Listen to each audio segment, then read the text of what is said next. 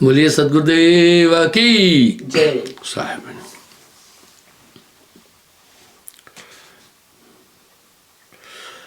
कोई बूझही जन जोहरी, जो शब्द की पारख करे, चितलाए सुने सिखावनो, हित जाके हृदय धरे। साहब की वाणी निसंदेह अद्भुत है। तम मोह मोसन ज्ञान रवि जब प्रकट हो तब सूझे, कहत हूं अनुराग सागर कोई कोई संत कोई कोई बूझे। साहब कह रहे हे धर्मदास, मैं अनुराग सागर बोल रहा हूं, कोई कोई जन जोहरी इसे समझेगा।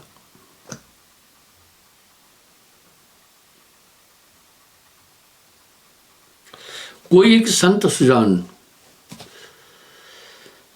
जो मम शब्द विचार रही, पावे पद निर्वाण, बसत जास अनुराग उर। कह रहे जिसके हृदय में अनुराग है परम पद को प्राप्त होता है। अब ये अनुराग क्या है? यहां साहब एक शब्द बोल रहे हैं, कबीर मन तो एक है, भावे जहां लगाए, भावे गुरु की भक्ति कर, भावे विषय कमाए।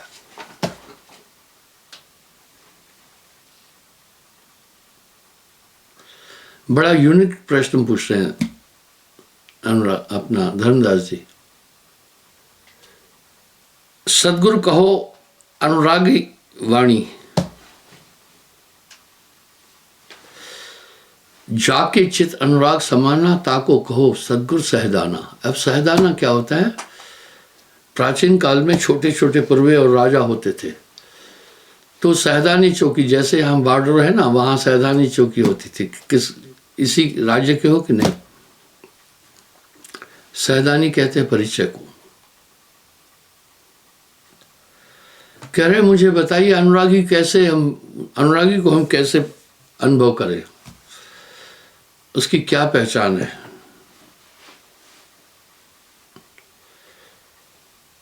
धर्मदास परखो चितलाई, कह रहे हैं ध्यान देकर के इसको सुनना। अनुरागी लक्ष्य कहो समझाई, जैसे मृगा नाद सुंधावे, मगन होए ब्यादा डिगावे। एक शब्द अक्सर हम अपने जीवन में सुनते हैं, प्रेम ही परमात्मा है, और उस तक पहुंचने का सबसे सुंदर सूत्र ही प्रेम है। बिना प्रेम पावे नहीं कोई कौटिन कहे उपाय। प्रेम का ऐसा क्या धातु है?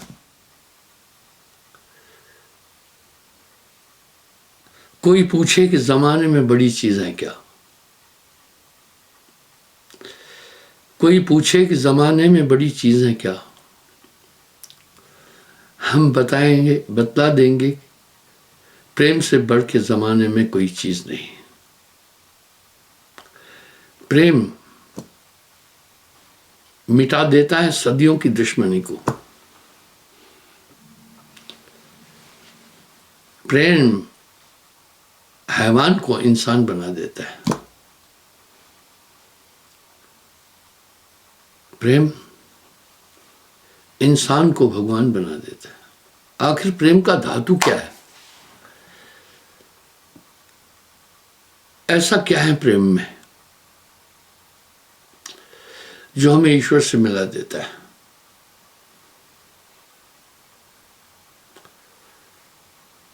मैं आपको अनुराग अपना योगा वशिष्ठ का एक वृत्तांत बताता हूं कि ये प्रेम क्या चीज है और प्रेम क्या करता है। प्रेम का एक गुण है, वृत्ति है, समर्पण।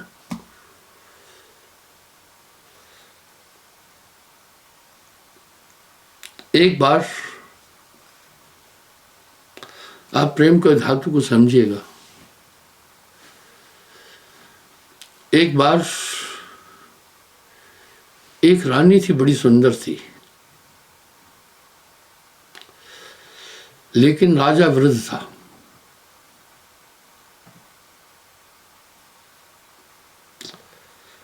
दासी का उसका श्रृंगार करते हुए बोली कि हे रानी, तुम्हारे सौंदर्य को देख करके राजा तुम्हारे योग्य नहीं था। इस शहर में एक ब्राह्मण है, बहुत सुंदर है। इस वृत्तांत से आप ये निष्कर्ष निकलेगा कि प्रेम हमें ईश्वर तक कैसे पहुंचाता है।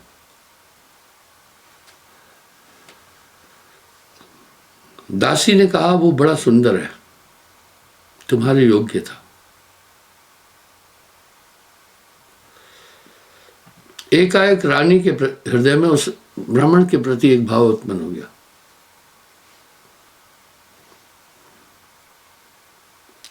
उसी के भाव में वो डूबी रहती थी।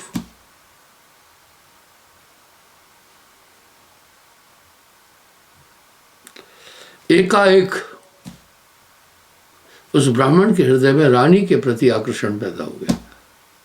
इस सूत्र को समझिएगा। इसका मतलब है जो हमारे प्रेम की तरंगे हैं वो बड़ी प्रबल है। आप जिससे भी प्रेम करेंगे, आपका कंसंट्रेशन जिसमें भी रहेगा, उस आपकी तरंगे उसके पास जाएगी।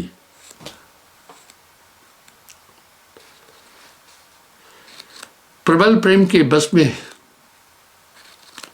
प्रभु को नेम बदलते देखा है। प्रबल प्रेम के बस में प्रभु को नियम बदलते देखा है। अपना मान भले टल जाए, भक्त का मान न टलते देखा है। एक स्वाभाविक आकर्षण उत्पन्न हुआ। यहां एक चीज पर गौर कीजिए। देखे बिना बूझे बिना देखे हम सब परमात्मा का ध्यान करते हैं। आखिर ये ध्यान पद्धति क्यों है? सबसे पहले परमात्म तत्व के प्रति हमें प्रेम कब उठता है? जब हम उसके विषय में गंभीरता से सोचते हैं।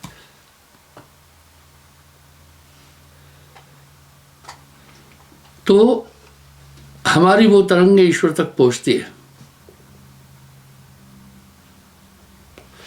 आप अंतःकरण की तरंगों को मामूली न समझे। वो तरंगे परमात्मा तक पहुंचती है।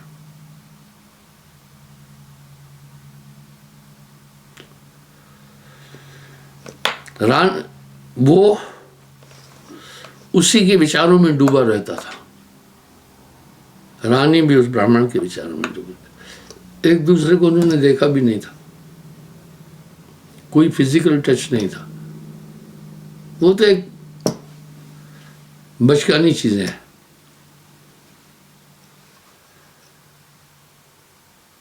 धीरे धीरे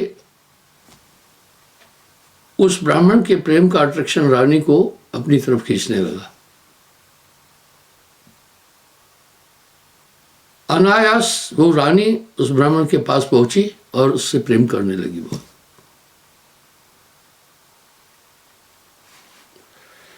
राजा को जब पता चला, राजा क्रोध हुआ।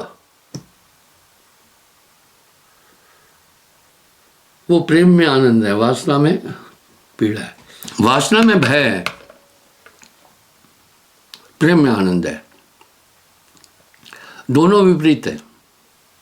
राजा को क्रोध आया जब उसने रानी का रुझान उस ब्राह्मण के प्रति देखा। निरंतर राजा क्रोध हुआ। वो शस्त्र लेकर, तलवार लेकर वहां पहुंचा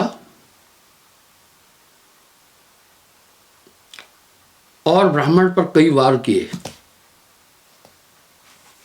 ब्राह्मण पर कुछ असर नहीं पड़ा। राजा ने उससे पूछा, हे पापात्मा, मेरे ये प्रहार तुम पर प्रभाव क्यों नहीं डाल पा रहे? बोला, हे राजन, मेरे अंदर का मैं खत्म हो चुका है, मैं रानी मैं हो गया हूं।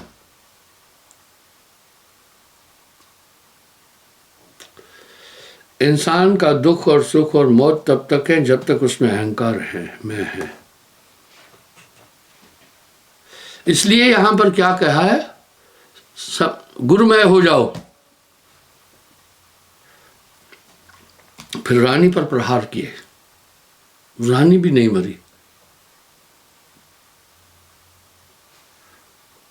राजा ने पूछा, हे विभीषणी, तू पति को त्याग कर परपुरुष से प्रेम कर रही है, मेरे शस्त्र तुम पर प्रभावित क्यों नहीं हो रहे हैं? बोला, हे राजन, मैं ब्राह्मण मैं हो चुकी हूं, जो जिसका भी ध्यान करेगा उसका रूप हो जाएगा। आप एक चीज देखना, लोग लैला मजनू को बड़े आदर के भाव से देखते हैं।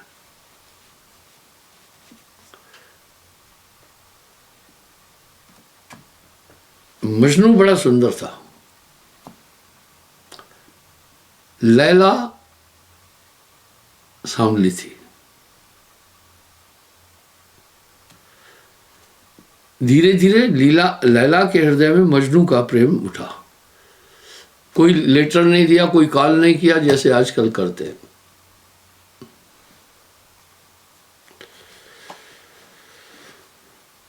और मजनू के दिल में लैला के प्रति आकर्षण उत्पन्न हो गया।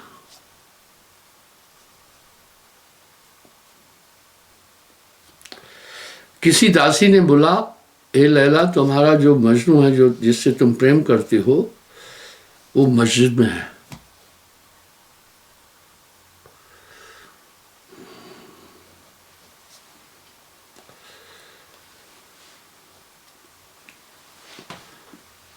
लेकिन कमजोर हो गया तुम्हारे ध्यान में। मैं लैला एक हलवे का कटोरा उसके पास भेजती थी, देसी घी का। धन दासी जानती थी कुछ ना रानी मजनू को। धीरे धीरे 2 मजनू हो गए। उस हलवे का कटोरा देखकर ऐसे ऐसे कहते हैं बढ़कर 100 मजनू हो गए थे कि असली मजनू हम है। लैला 100 कटोरे भेजती थी। लैला समझदार थी। मेरे ख्याल से लैला मजनू को लोग प्रेम की दृष्टि से देखते हैं, घृणा से नहीं। क्यों? वासना रहित प्रेम था।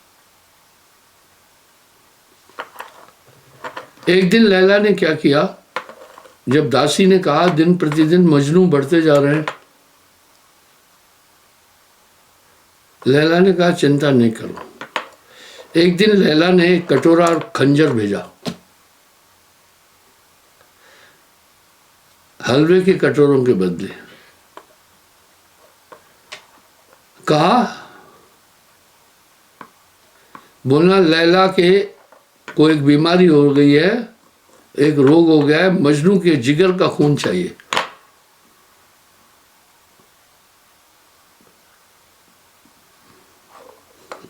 सब भट गए, कौन जिगर का खून देना था। मजनू बैठा था, बड़ा दुर्बल था।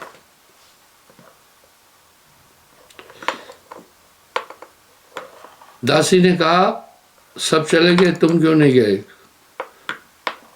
बोला मैं मजनू हूं। अच्छा,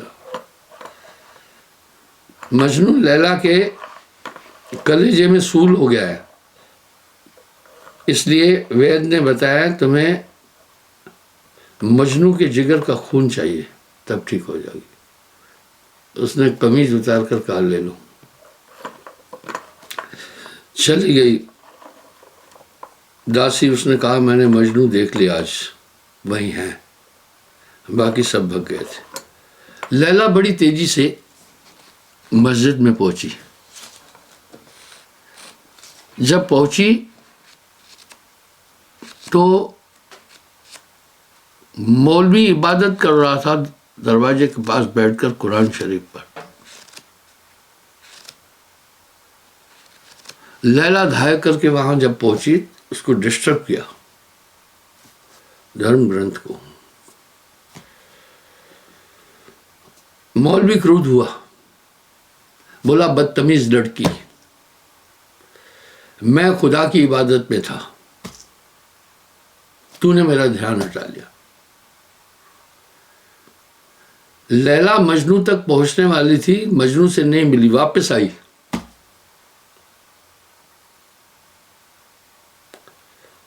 कहा मौलवी साहब क्या फरमाया आपने, दोबारा कहो।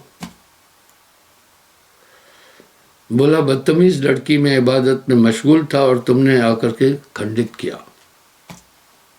बोला मौलवी साहब, मैं एक इंसान के प्रेम में यही भूल गई थी कि कहाँ पर हूँ, तुम्हें कैसे याद आया कि मैं यहाँ से गुजरी हूँ। प्रेम प्याला जो पिए शीश रखना दे, लोभी शीश न दे सके, नाम प्रेम का दे। साहब ने प्रेम के अंग पर इतने बड़े साखियों के ग्रंथ लिखे हुए। क्या है इस प्रेम में? प्रेम में अपना वजूद नहीं रहता है।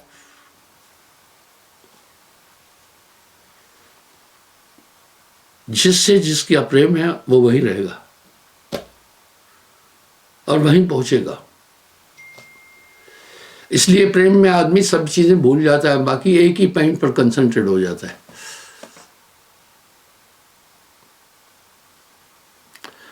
यही बात साहब कह रहे हैं। कैसे भूल जाता है वो सुनिएगा, बड़ा सुंदर उदाहरण दे रहे हैं साहब।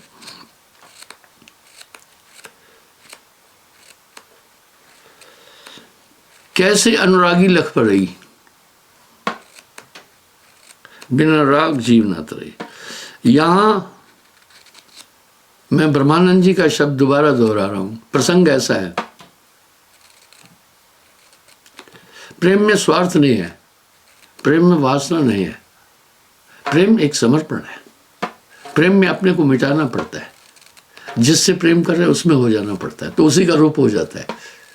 इसलिए साहब क्या कर रहे हैं, गुरु से प्रीत कठिन रे भाई, ब्रह्म प्रीत न आकाश से धाई। जो जिससे प्रेम करेगा उसी में रह जाएगा। फिर बड़ा सुंदर प्रश्न पूछ रहे हैं, अनुरागी कैसे लख पर रही। हे सदगुरु, अनुरागी को कैसे हम देखें, कैसे पहचाने। बिन अनुराग जीव ना तरई। आपके कहने के अनुसार अनुराग के बिना जीव संसार सागर से कभी पार नहीं हो सकता। हे कृपा निधान, कृपा करके मुझे बताओ अनुरागी की पहचान क्या है, कैसे पहचाने। सो अनुराग प्रभु देह बताई, दे दृष्टांत भले समझाई। मुझे दृष्टांत देकर अच्छी तरह से उस अनुराग का उदाहरण दो। धर्मदास पर खूचित लाई, अनुरागी लक्षण कहूं समझाई। परखना, बहुत सुंदर रूपक दे रहे हैं साहब, क्या बात है। आदमी को कैसे पहचानते हैं, बातचीत से, चाल ढाल से, खान पान से। जैसे मृगा नाद सुंधावे, मगन होए ब्याधा डिगावे। क्या क्या प्रेम करता है मृगा नाद से, बंसरी से, बंसरी से बेहद प्रेम करता है। मगन होए ब्याधा डिगावे, मगन होकर के ब्याधा यानी रुकावट के पास पहुंचता है। कैसे? मृगा को पकड़ने के लिए बधिक कसाई मधुर बंसरी बजाता है, वाह। और मृगा नाद का बड़ा शौकीन है, ऐसी जगह बंसरी वो घात लगाता है, जैसे अम्बुश ऐसी जगह लगाते हैं कि आदमी निकल नहीं पाए वहां से। तो वो क्या करता है, 2 वर्टिकल बांस गाड़ता है ऐसे। अब मृगा आता है, आप भी देखना, कभी कभी आप जब गीत सुनते हैं तो मग्न हो जाते हैं, आंखें बंद कर देते हैं। वो फिर क्या करता है, रिमूव योर हैंड, इससे टिकता है मस्ती में नाद सुन सुनकर। हालांकि वो जानता है जो बधिक बांस बजा रहा है, बांसुरी बजा रहा है, मेरा वध करेगा, ये कसाई है, मुझे मारेगा। लेकिन उसके दिल में बांस के लिए, बंसरी के नाद के लिए इतना प्रेम है, तो भी जाता है। वो सुन सुनकर मस्ती में जाता है। तब जब मस्ती में जाता है, जैसे हम सबको नींद आती है ना, तो हम फिर बिस्तर ढूंढते हैं, तो वो टिकने की जगह ढूंढता है। मृगा के घुटनों में फोल्ड नहीं है, वो मोड़ नहीं सकता घुटने। वो जैसे टिकता है जा करके और अपना पूरा वजन उस हॉरिजेंटल बांस पर छोड़ता है, बांस यूं गिर जाता है और वो भी गिर जाता है। और बधिक क्या करता है, बंसरी बंद कर देता है, तलवार से उसकी गर्दन काटता है, मांस बेचता है और नाभि से कस्तूरी निकालता है। तो साहब क्या कह रहे हैं, सुन सुन नाद शीश दिन जिंदीना। वाह, क्या प्रेम है उसमें। ऐसे अनुरागी को चीना। आपके पास भरपूर प्रेम है, आत्मा है ही प्रेम में। बात यह है कि आप कहां लगा रहे हो, उस प्रेम को कहां लगा रहे हो। ध्यान रखना, दुनिया में जहां भी प्रेम लगाओगे वहीं धोखा है, वहीं छल है, वहां स्वार्थ है। ये जग की आहे रीति, स्वार्थ लाए करे प्रतीति। तो साहब क्या उदाहरण देते हैं, वाह। वो क्या करते हैं, सुन सुन नाद शीश तिंदीना, ऐसे अनुरागी को चीना।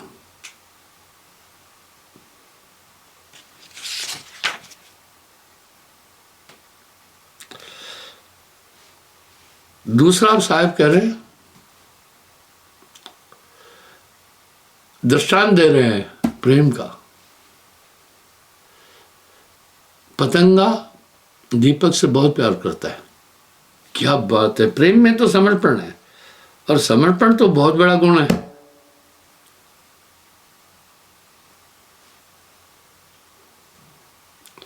तो मैं बीच में एक बात करता हूं, माफी चाहूंगा। प्राचीन समय में पति पत्नी कभी एक दूसरे को नहीं छोड़ते थे। स्वाभाविक के उम्र होने के बाद शरीर ढल जाता है। आज के युग में विडंबना है, इंसान चरित्र से बहुत डाउन चला गया है।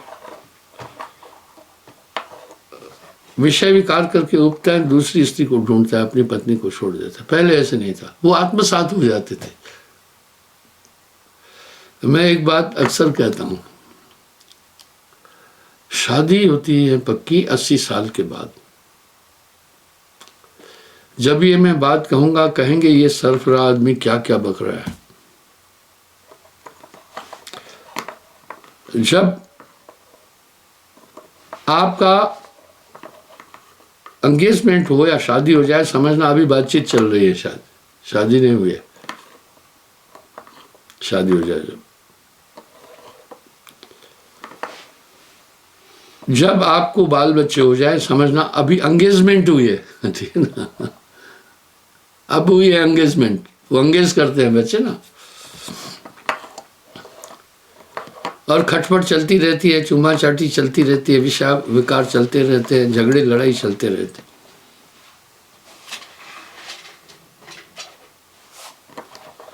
जब आदमी वासना रहित हो जाता है, शरीर की इंद्रियां शिथिल पड़ जाती है, उसके बाद वो ऐसे मित्र बन जाते हैं कि एक दूसरे के बिना नहीं रह सकते। प्रेम बढ़ता है। अगर बूढ़ा मर जाए तो बूढ़िया का रो रो कर बुरा हाल हो जाएगा। जवान की बीवी मर जाए तो इतना परेशान नहीं होगा, वो कहेगा दूसरी ले आएंगे।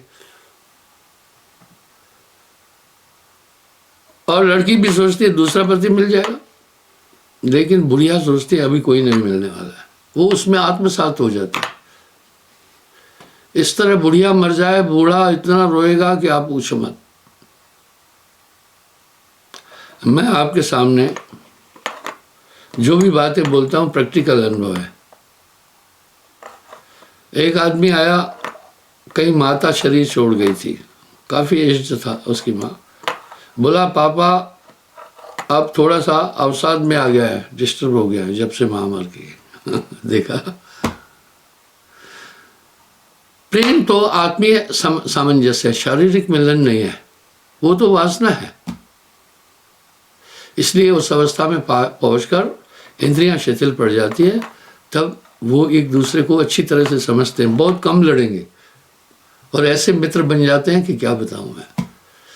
तो पतंगा जानता है, एक कहावत है, बचपन मरे न मैया, बचपन में मां नहीं मरना चाहिए, और वृद्धा मरे न त्रिया, बुढ़ापे में औरत नहीं मरना चाहिए जल्दी। तो इस तरह पतंगा बहुत जबरदस्त प्रेम करता है दीपक से। प्रेम कैसा है, जब पास जाता है आंच लगती है, उसके कोमल पंख भी डिस्टर्ब होते हैं, गिर जाता है, अपने शरीर को सहलाना शुरू करता है, सहलाने के बाद उड़ान फिर वो इसी दीपक के पास भरता है। क्या बात है यार।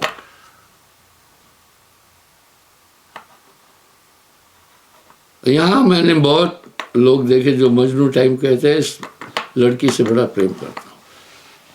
वो एक गजल है, अपना कव्वाली है, जोश इस दरिया में था इस कदर अल्लामा कि साहिल से पूछा मौजों का धारण है। न जाने कहाँ वो कमबख्त खो गया, गली गली ढूंढा पता न मिला। दोस्तों से जो पूछा तो कहने लगे वो हसीनों की गलियों में मारा गया।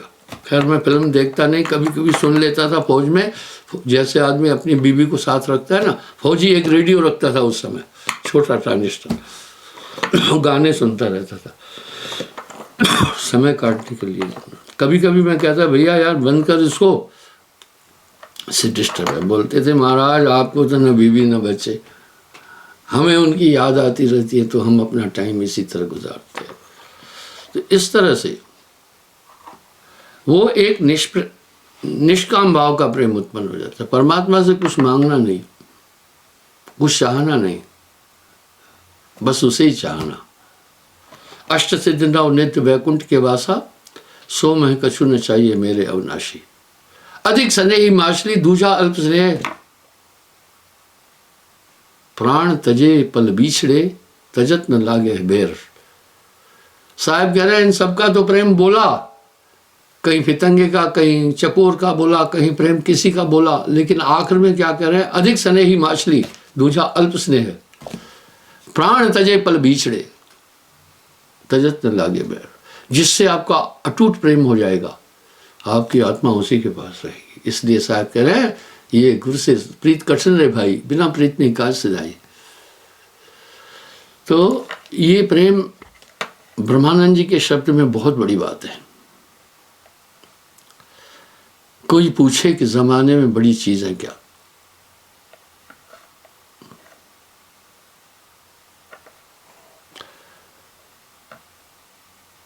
हम बता देंगे प्रेम से बढ़ के जमाने में कोई चीज नहीं। प्रेम मिटा देता है सदियों की दुश्मनी को, प्रेम पत्थर की दीवार हटा देता है। ब्रह्मानंद जी का शब्द अलग है। वो क्या कह रहे हैं, कोई हमसे पूछे यूं आकर दुनिया में तुमने क्या देखा,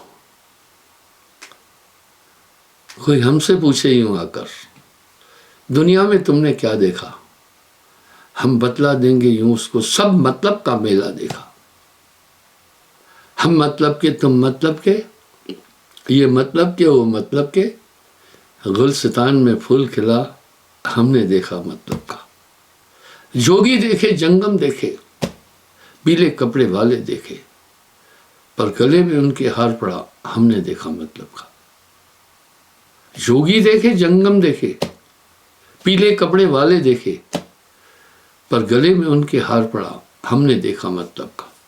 वह दीद दिखा दे तुक अपना, यानी झलक, जो खाली हुए मतलब से, तो ब्रह्मानंद कहेगा यूं, आज मैंने खुदा देखा। आप परमात्मा से कुछ चाहना मत, आप उससे कुछ चाहना मत, वो तो अपने आप को ही आपको दे देगा। कुछ नहीं मांगना। मैं एक उदाहरण देता हूं, उससे कृपा मांगना, अपने चरणों में रखना। दो बड़े योद्धा थे, किसी युद्ध में पराक्रम दिखाया, शत्रुओं का विनाश करके भगा दिया। राजा को पता चला, राजा ने दोनों योद्धाओं को बुलाया। पहले योद्धा से कहा, शाबाश, तुम्हारी वीरता से मैं प्रभावित हूं, मांगो। उसने कहा 10,000 सेना, एक परगना, एक जिले का राज्य और इतनी इतनी मोहरें दो। राजा ने दे दिया, बोला ले जाओ, सम्राट था। दूसरे से कहा, हे वीर, तुम भी मांगो, क्या चाहते हो। उसने कहा, बस अपनी कृपा रखना मुझ पर, मुझे कुछ नहीं चाहिए। बादशाह ने कहा, हे बहादुर, तूने तो मुझे ही ले लिया। यही प्रार्थना धर्मदास जी कह रहे हैं, बड़ी अच्छी प्रार्थना कर रहे हैं। भक्ति दान गुरु दीजिए, गुरुदेवन के देव, जन्म पाए नहीं बीसरूं, करहूं पद सेवा।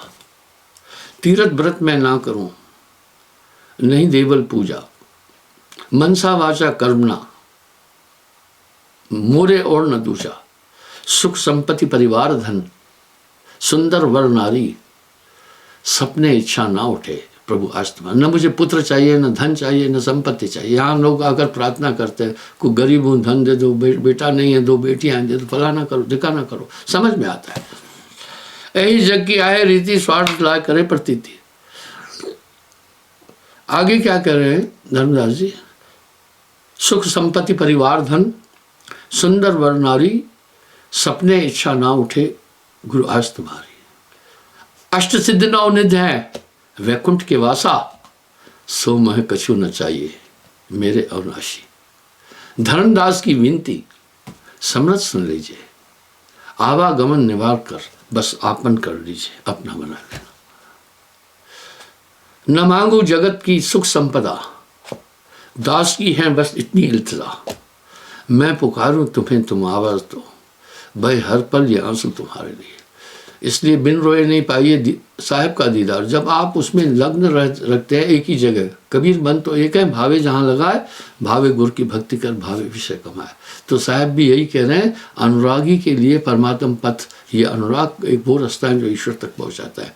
कबीर मन तो एक है, भावे जहाँ लगाए, भावे गुरु की भक्ति कर, भावे विषय कमाए। क्षमा चाहता हूँ, समय हो रहा है, ध्यान दें। मैंने कई बार बोला, धीरे धीरे हम काम बहुत तेजी से निपटाते जा रहे हैं। यहाँ साल में 4 बार 1 लाख से ऊपर लोग आते हैं, और 1 लाख से ऊपर आने वाले लोगों की व्यवस्था करने का मेरा संकल्प है। मैं इसमें लगा रहता हूँ, क्योंकि साहब ने का एक शब्द बड़ा सकारात्मक, हर तो मिश्री कहीं से भी खाओ मीठी है। कहत कबीर सुनो भाई साधु, साध सेवा तर जाएगा, साध संगत तर जाएगा। मैं आप सबको साधु मानता हूँ, लगा रहता हूँ उसी कार्य में। आपकी मैं क्या सेवा कर सकता हूँ। धन्यवाद साहिब ने।